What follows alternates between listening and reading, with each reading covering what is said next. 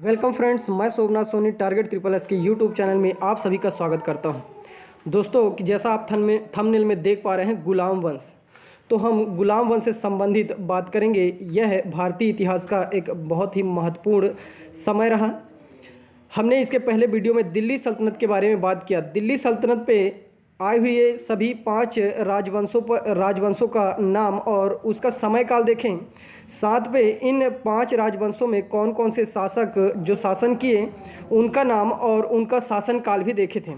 आज हम एक साम्राज्य के बारे में बात करेंगे, एक जो है आपके गुलाम वंश के बारे में बात करेंगे, जो कि गुलाम वंश आपके 1206 ईस्वी से लेकर के 1290 ईस्वी तक इसका शासनकाल रहा। और उनमें जो है निम्नलिखित कौन कौन से राजा हुए, ये हमने पिछले वीडियो में चर्चा कर लिए थे। तो दोस्तों, ऑप्शनल के माध्यम से हम बात करेंगे और उनका डिटेल भी आपको बताएंगे। तो आपने अभी तक हमारे इस वीडियो को, आपने हमारे इस चैनल को सब्सक्राइब नहीं किए हैं तो सब्सक्राइब कर लें, और वीडियो आपको अच्छा लगे तो लाइक करें, बेल आइकन को प्रेस करना ना भूलें दोस्तों, और अपने दोस्तों को भी ये वीडियो शेयर करें। तो आइए चलते हैं आगे की ओर।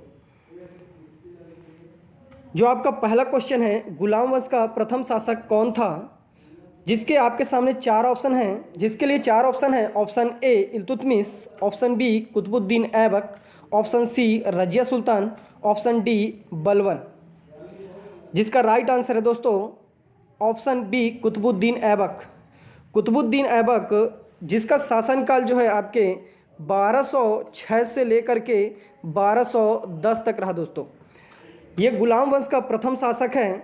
साथ पे अगर ये भी कहें कि यह दिल्ली वंश का भी प्रथम शासक है, या फिर कहें दिल्ली सल्तनत का संस्थापक है, तो ये गलत नहीं होगा। कुतुबुद्दीन ऐबक गुलाम वंश का प्रथम शासक है। नेक्स्ट क्वेश्चन जाने, कुतुबुद्दीन ऐबक की राजधानी क्या थी। तो कुतुबुद्दीन ऐबक की राजधानी जो थी, तो option A Lahore, option B Ajmer, option C Delhi, option D Lakhnauti. जो राइट आंसर है दोस्तों ऑप्शन ए लाहौर। लाहौर इसकी राजधानी थी। लाहौर में ही इनकी मृत्यु 1230 में हो गई थी दोस्तों, और इनका समाधि स्थल कहाँ है, आपके लाहौर में ही है। नेक्स्ट क्वेश्चन, दिल्ली सल्तनत का कौन सा सुल्तान लाख बख्श के नाम से जाना जाता है। 4 ऑप्शन हैं। Option A Firoz Shah, option B Qutubuddin Aibak, option C Razia Sultan, option D Balban. जो राइट आंसर है ऑप्शन बी कुतुबुद्दीन ऐबक। कुतुबुद्दीन ऐबक को लाख बख्श के नाम से जाना जाता था। इनका उपनाम है लाख बख्श। अब लाख बख्श क्यों कहा जाता था, तो लाख बख्श इन्हें इसलिए कहा जाता है क्योंकि ये लाखों में भी दान करते थे। लाखों में दान करने के कारण इन्हें लाख बख्श कहा जाता था। साथ में अन्य उपनाम भी है। इन्हें जो है आपके हातिम दूती भी कहा जाता है, हातिम दूती। अन्य नाम और भी हैं। अन्य नाम जो है कुरान खान भी इन्हें कहा जाता है। कुरान खान दोस्तों, कुरान खान उपनाम कुरान खान क्यों कहा जाता है, क्योंकि ये अच्छा कुरान पढ़ते थे। तो इनके अन्य नाम हैं लाख बख्श, हातिम दूती, कुरान खान। नेक्स्ट क्वेश्चन, गुलाम वंश का संस्थापक कौन था। तो गुलाम वंश का संस्थापक दोस्तों, इसके पहले मैंने बात किया कि गुलाम वंश का संस्थापक कुतुबुद्दीन ऐबक है। ऑप्शन बी इसका राइट आंसर है। इसके बारे में हमने पहले ही बात कर लिया है। नेक्स्ट क्वेश्चन है, दिल्ली का प्रथम मुस्लिम शासक कौन था। तो 4 ऑप्शन है आपके सामने। Option A Chand Bibi, option B Qutubuddin Aibak, option C Razia, option D Babar.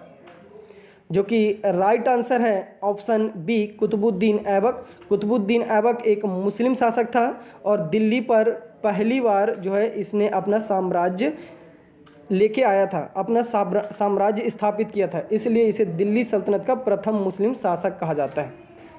Next question, Delhi का कौन सुल्तान मंगोल नेता चंगेज खान का समकालीन था।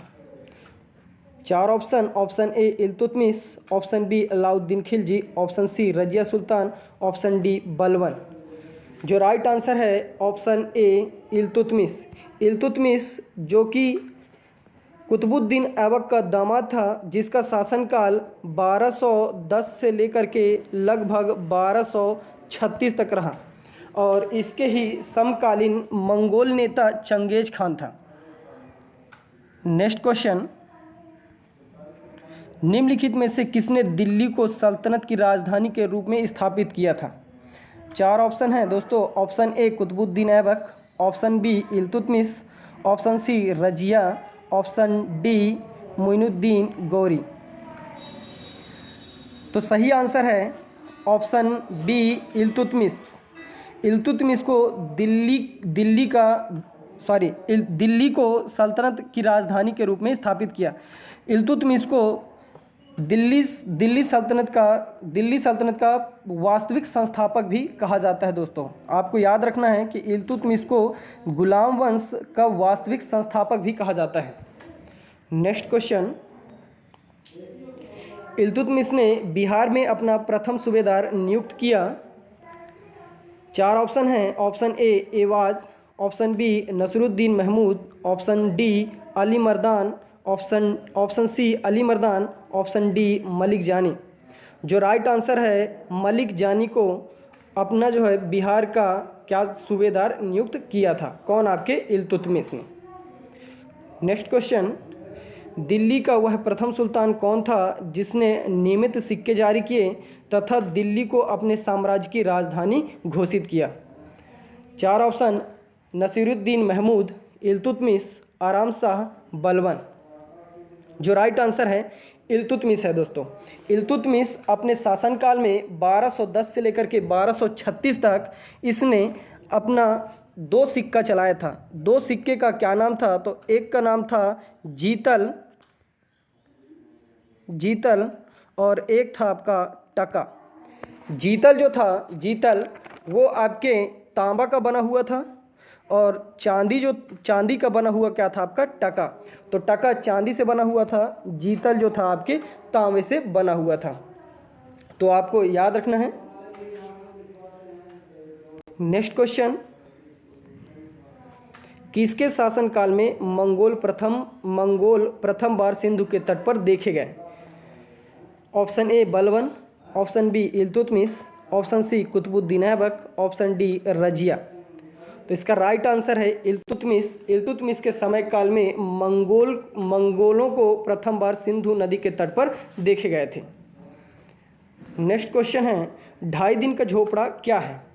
तो 2.5 दिन का झोपड़ा क्या है? 4 ऑप्शन है। ऑप्शन ए मस्जिद है, ऑप्शन बी मंदिर है, ऑप्शन सी संत की झोपड़ी है, ऑप्शन डी मीनार है। जो राइट आंसर है दोस्तों ऑप्शन ए मस्जिद है। कुतुबुद्दीन ऐबक के द्वारा इसे अजमेर में 2.5 दिन का झोपड़ा बनवाया गया था। इस झोपड़े को 2.5 दिन के अंदर बनवाया गया था, इसलिए इसे 2.5 दिन का झोपड़ा कहा जाता है। इसे जो है आपके विग्रह राज द्वारा बनवाया गया संस्कृत विद्यालय को तुड़वा करके बनवाया गया था। तो आपको याद रखना है 2.5 दिन का झोपड़ा एक मस्जिद है जिसका निर्माण जो है कुतुबुद्दीन ऐबक के द्वारा करवाया गया था। इसे 2.5 दिन के अंदर पूर्ण कराया गया है। और साथ में आपको याद रखना है यह झोपड़ा आपके कहाँ स्थित है? अजमेर में। नेक्स्ट क्वेश्चन, मंगोल आक्रमणकारी चंगेज खान भारत की उत्तर पश्चिम सीमा पर निम्न में से किसके काल में आया था? तो चंगेज खान किसके शासन काल में आया था उत्तर पश्चिमी सीमा पर? तो आपके पहला option Alauddin Khilji, second option है इल्तुतमिश, ऑप्शन सी पे है बलबन, ऑप्शन डी पे है ऐबक। जिसका राइट आंसर है ऑप्शन बी इल्तुतमिश। इल्तुतमिश के शासनकाल में चंगेज खान उत्तर पश्चिम सीमा पर जो है भारत पर प्रवेश करने के लिए आया था। नेक्स्ट क्वेश्चन, चंगेज खान का मूल नाम था? ऑप्शन ए खसूल खान, option B Yesugei, option C Temujin, option D Ogedei. जो राइट आंसर है ऑप्शन सी तेमुचिन। इसका मूल नाम है, बचपन का नाम है। नेक्स्ट, चंगेज खान के अधीन मंगोलों ने भारत पर आक्रमण किया। ऑप्शन ए पे है बलबन के शासनकाल में, ऑप्शन बी फिरोज शाह तुगलक के शासनकाल में, ऑप्शन सी इल्तुतमिश के शासनकाल में, ऑप्शन डी मोहम्मद बिन तुगलक के शासनकाल में। तो चंगेज खां के अधीन मंगोलों ने भारत पर इल्तुतमिश के शासनकाल में जो है क्या किए थे, आक्रमण किए थे। तो आपका ऑप्शन सी सही है। नेक्स्ट है, निम्नलिखित में से कौन मध्यकालीन भारत की प्रथम महिला शासिका थी? तो 4 ऑप्शन हैं। Option A Razia Sultan, option B Chand Bibi, option C Durgavati, option D Nurjahan. जो राइट आंसर है ऑप्शन ए रजिया सुल्तान। रजिया सुल्तान इल्तुतमिश की पुत्री है, जिसका शासनकाल 1236 से लेकर के 1240 तक रहा दोस्तों। इसके पहले अपन बात कर लिए हैं। तो 1236 से लेकर के 1240 तक रजिया सुल्तान जो पहली महिला मुस्लिम शासिका है जिन्होंने दिल्ली सल्तनत पर राज किया। नेक्स्ट क्वेश्चन, दिल्ली के किस सुल्तान के विषय में कहा गया है कि उसने रक्त और लौह की नीति अपनाई थी? तो 4 ऑप्शन है। Option A Iltutmish, option B Balban, option C Jalaluddin Firoz Khilji, option D Firoz Tughlaq. जो राइट आंसर है ऑप्शन बी गियासुद्दीन बलबन। गियासुद्दीन बलबन ने अपने शासनकाल में रक्त और लौ की नीति अपनाई थी। साथ में इसने 2 प्रथा भी प्रचलित की थी। एक सिजदा प्रथा, याद रखना आपको, सिजदा प्रथा, और एक था पावोस प्रथा। सिजदा प्रथा और पावोस प्रथा, ये 2 प्रथा अपने शासनकाल में इन्होंने अपनाया था। नेक्स्ट क्वेश्चन, निम्नलिखित में से किसने भारत में प्रसिद्ध फारसी त्यौहार नौरोज त्यौहार का आरंभ किया? 4 ऑप्शन है। Option A Balban, option B Iltutmish, option C फिश तुगलक, ऑप्शन डी अलाउद्दीन खिलजी। तो जो राइट आंसर है ऑप्शन ए बलबन। बलबन ने अपने दरबार में नौरोज़ा त्यौहार या फिर नौरोज का त्यौहार जो है आरंभ किया था। नेक्स्ट क्वेश्चन, अपनी शक्ति को समेकित करने के बाद बलबन ने भव्य उपाधि धारण की। तो बलबन ने कौन सी उपाधि धारण की थी ये आपको बताना है। तो ऑप्शन ए तूतीय हिंद, ऑप्शन बी कैसरे हिंद, ऑप्शन सी जिल्ले इलाही, ऑप्शन डी दीन ए इलाही।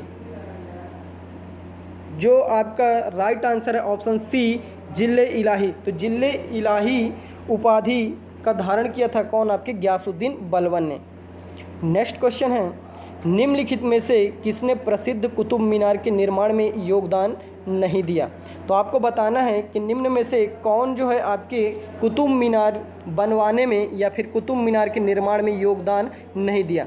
तो कुतुबुद्दीन ऐबक, इल्तुतमिश, गियासुद्दीन तुगलक, फिरोज शाह तुगलक। तो इसमें से दोस्तों जो राइट आंसर है वो है आपका गियासुद्दीन तुगलक। इसने जो है कुतुब मीनार के निर्माण में अपना योगदान नहीं दिया है। कुतुबुद्दीन ऐबक ने इसकी नींव रखी थी, नींव। इल्तुतमिश ने पहली मंजिल, दूसरी मंजिल और तीसरी मंजिल का निर्माण करवाया, जबकि फिरोज शाह तुगलक ने चौथी मंजिल और 5वीं मंजिल का निर्माण करवाया है। गियासुद्दीन तुगलक का इसमें कोई योगदान नहीं है। नेक्स्ट क्वेश्चन, सल्तनत काल के किस शासक को मिनहाज ने हातिम द्वितीय, हातिमाई लिखा हुआ दोस्तों, सॉरी मिस्टेक है, हातिम द्वितीय की संज्ञा दी? तो सही ऑप्शन है आपके लिए 4 ऑप्शन है। Option A Qutubuddin Aibak, option B Balban, option C Iltutmish, option D इनमें से कोई नहीं। जो राइट आंसर है कुतुबुद्दीन ऐबक। मैंने बताया था इसके पहले ही कि हातिम द्वितीय, कुरान खान और लाख बख्श ये जो है आपके उपनाम है कुतुबुद्दीन ऐबक के। नेक्स्ट क्वेश्चन, गुलाम का गुलाम किसे कहा था या किसे कहा जाता है? गुलामों का गुलाम। तो 4 ऑप्शन है। Option A Mohammad Ghori, option B Qutubuddin Aibak, option C Balban, option D Iltutmish.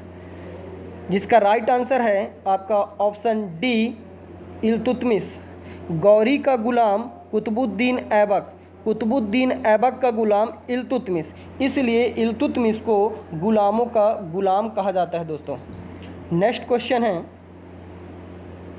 गुलाम वंश के आरंभिक शासकों का निम्न में से कौन सा सही अनुक्रम है। आपको क्रम से बताना है कि कौन कौन से गुलाम वंश में शासक हुए इन 4 ऑप्शनों के अकॉर्डिंग। तो option A Qutubuddin Aibak, option 2 Iltutmish, option 3 Razia Sultan, option 4 Aram Shah. आपके लिए क्रम है option A 1 2 3 4, option B 1 4 2 3, option C 1 3 2 4, option D 4 3 2 1। जो राइट आंसर है दोस्तों आपके सामने ऑप्शन बी राइट आंसर है। ऑप्शन बी में पहले कुतुबुद्दीन ऐबक, जिसका शासनकाल आपको मैं बताऊं, जिसका शासनकाल 1206 से लेकर के 1210 तक। इसके पश्चात ऑप्शन 4 आराम शाह 8 महीने का शासक 1210 से लेकर के 1211 के आसपास। इसके पश्चात आपको जानना है इल्तुतमिश, इल्तुतमिश 1210 से लेकर के 1236 तक। इसके बाद है रजिया सुल्तान, रजिया सुल्तान का शासनकाल 1236 से लेकर के 1240 तक है दोस्तों। तो ये सही क्रम है, ऑप्शन बी सही है। और पहले कुतुबुद्दीन ऐबक, आराम शाह, इल्तुतमिश, रजिया सुल्तान, ये सही क्रम है। ऑप्शन बी राइट आंसर है। नेक्स्ट क्वेश्चन, भारत पर पहला मुस्लिम आक्रमण किस वर्ष हुआ। ऑप्शन ए 647 ईसा पूर्व, ऑप्शन बी 1013 ईसा पूर्व, ऑप्शन सी 711 ईस्वी, ऑप्शन डी इनमें से कोई नहीं। दोस्तों सभी जो है आपके ईस्वी में हैं, याद रखिएगा ईस्वी नहीं डाला हुआ है, मिस प्रिंट है, सॉरी। तो सही इसका आंसर है ऑप्शन सी 711, जो कि भारत पर पहला मुस्लिम आक्रमण 711 में हुआ। और यह आक्रमण दोस्तों जो है आपका क्या रहा, असफल रहा। तो राइट आंसर क्या है इसमें 711। नेक्स्ट क्वेश्चन, मोहम्मद बिन कासिम द्वारा सिंध की विजय कब हुई। तो मोहम्मद बिन कासिम के द्वारा सिंध पर विजय कब हासिल किया गया। तो आपके पास ऑप्शन है, ऑप्शन ए 713 ईस्वी, ऑप्शन बी 712 ईस्वी, ऑप्शन सी 716 ईस्वी, ऑप्शन डी 719 ईस्वी। जिसका राइट आंसर है दोस्तों 712 ईस्वी। 712 ईस्वी में मोहम्मद बिन कासिम के द्वारा सिंध पर विजय हासिल की गई थी दोस्तों। नेक्स्ट क्वेश्चन है, महमूद गजनवी के साथ भारत आने वाला प्रसिद्ध इतिहासकार कौन था। तो महमूद गजनवी के साथ भारत पर आने वाला प्रसिद्ध इतिहासकार कौन था। तो option A Ferishta, option B Alberuni, option D Afif, option C Afif, option D Ibn Battuta. जिसका राइट आंसर है दोस्तों option B Alberuni. Alberuni Mahmud Ghaznavi के साथ भारत आया था। अगर बात करें महमूद गजनवी की, तो महमूद गजनवी ने भारत पर टोटल 17 बार आक्रमण किया। हर एग्ज़ाम में ये पूछा जाता है दोस्तों। अलवर्नी की अगर बात करें तो यह इसका प्रसिद्ध इतिहासकार था जो भारत आया था इसके साथ में। अलवर्नी की अगर पुस्तक की बात करें तो किताब उल हिंद इनकी रचना है, या फिर कहें किताब ए हिंद इनकी रचना है। साथ में इनके बारे में ये कहा जाता है कि पुराणों को प्रथम बार इन्होंने ही पढ़ा था। नेक्स्ट क्वेश्चन, ठीक दोस्तों, आज का क्वेश्चन आपका 25 तक ही है। आप इसे एक बार रिवाइज करेंगे और इससे ही रिलेटेड हम क्वेश्चन लेकर के आएंगे जो आप हल करेंगे। आपके सामने जो है 25 से 30 क्वेश्चन होंगे दोस्तों। अगले वीडियो में हम खिलजी वंश के बारे में बात करेंगे। तब तक के लिए नमस्कार।